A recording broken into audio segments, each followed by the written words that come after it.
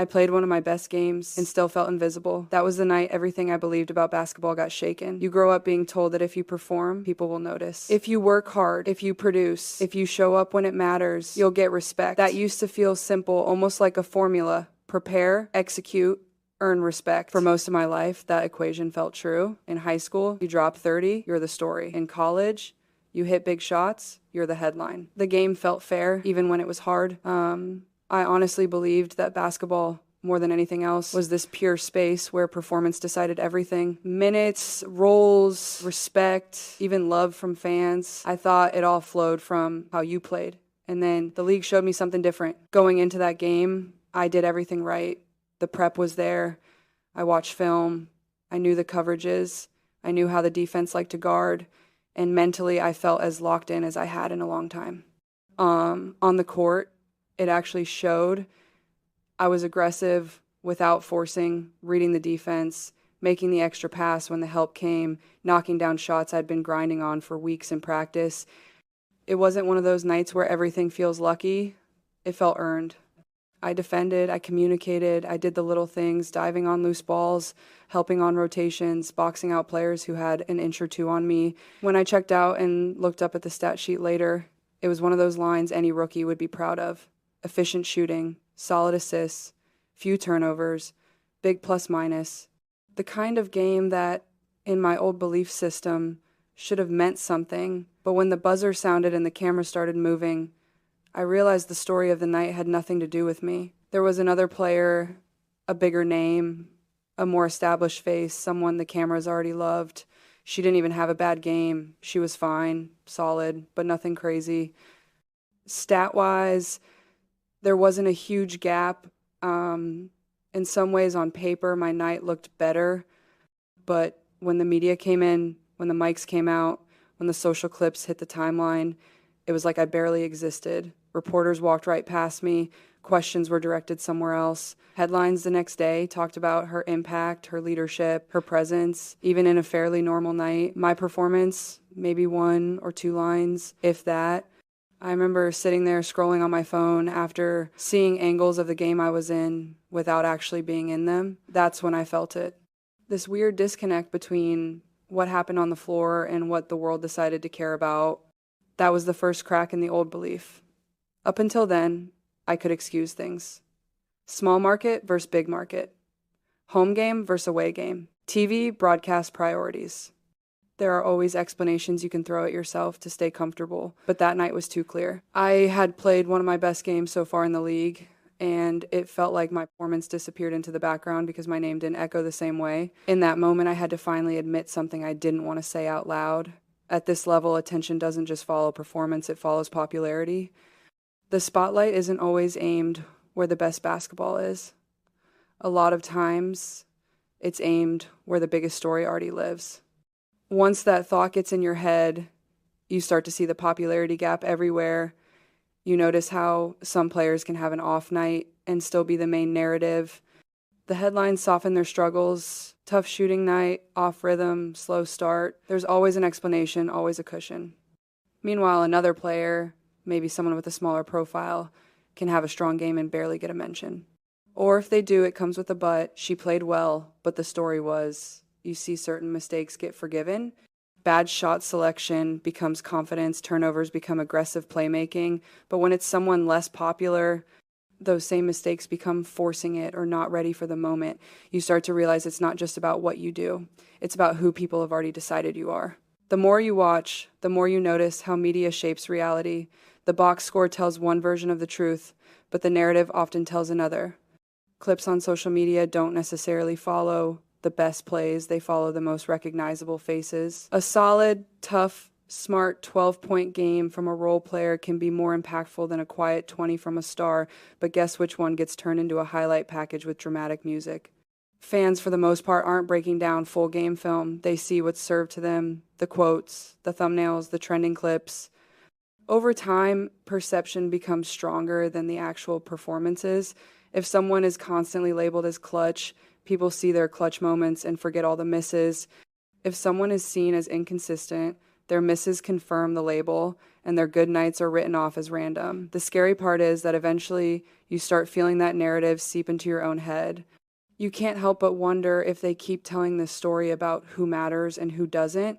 Does that change how the league sees me? Does it change how I see myself? Inside the locker room, the reality is softer spoken, but just as real. Players know who's marketable. It's not something we sit around discussing all the time, but it's in the air.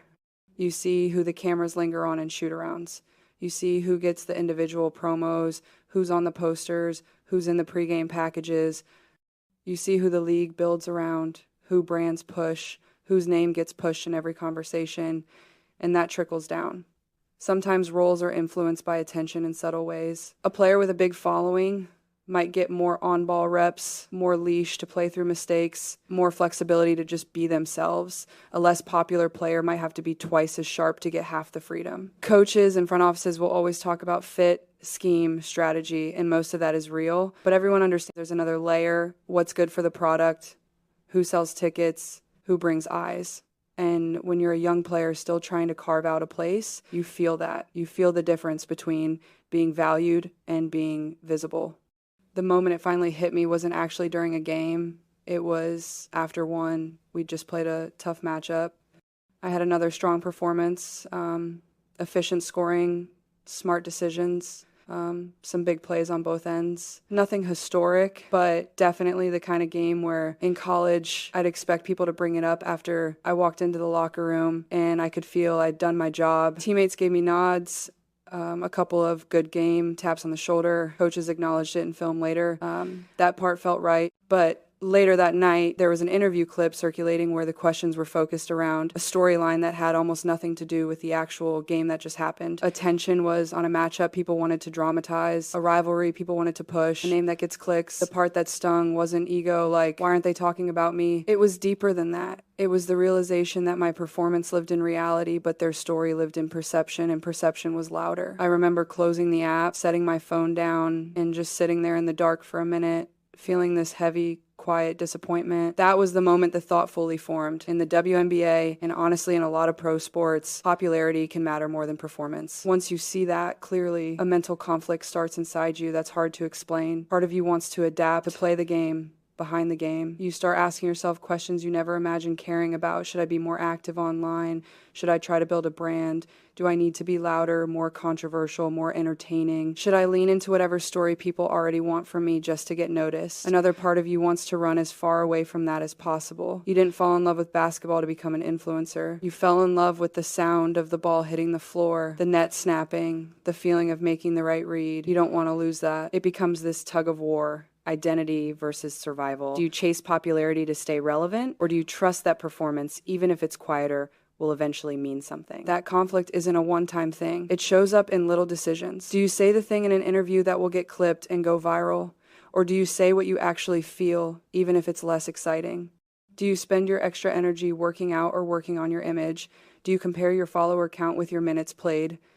It sounds silly, but when you're surrounded by a world that rewards visibility, it's hard not to feel like you're falling behind if you're not constantly front and center. The pressure doesn't always come from the league. Sometimes it comes from you, from this fear that if you're not popular enough, your performance won't even get the chance to matter. At some point, you have to make an adjustment not to the game, but to how you live inside it. For me, that adjustment started with honesty. I had to accept the reality without letting it turn me bitter. Yes, popularity opens doors. Yes, some players get a leash because they draw eyes.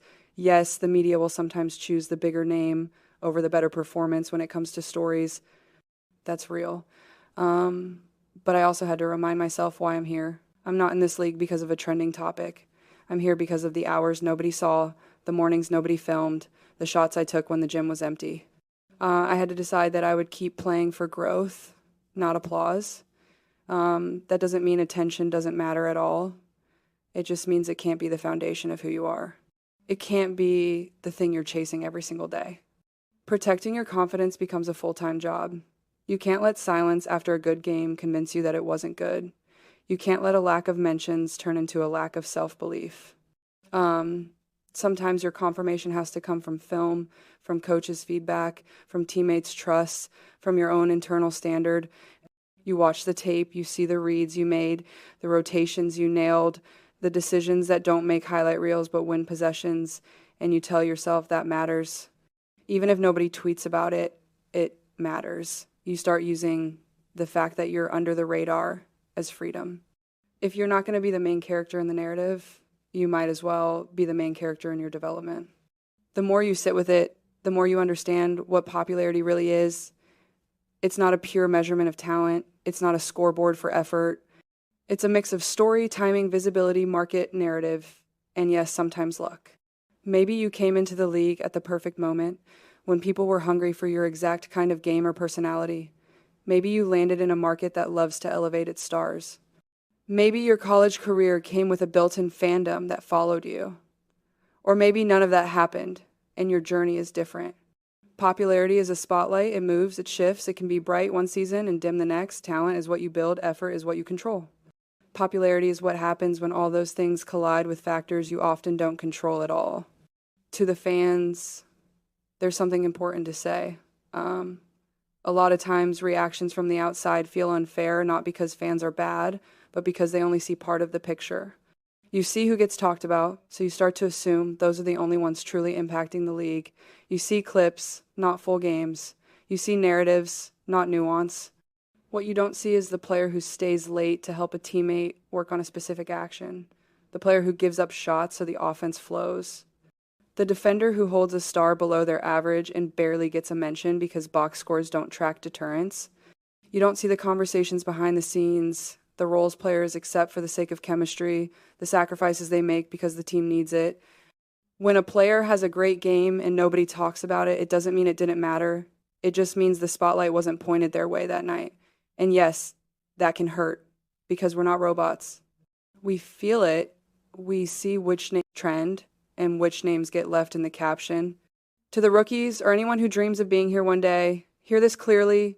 Don't confuse silence with failure. Just because your name isn't in every headline doesn't mean your work isn't paying off. Just because your best games don't go viral doesn't mean they're not building something inside you.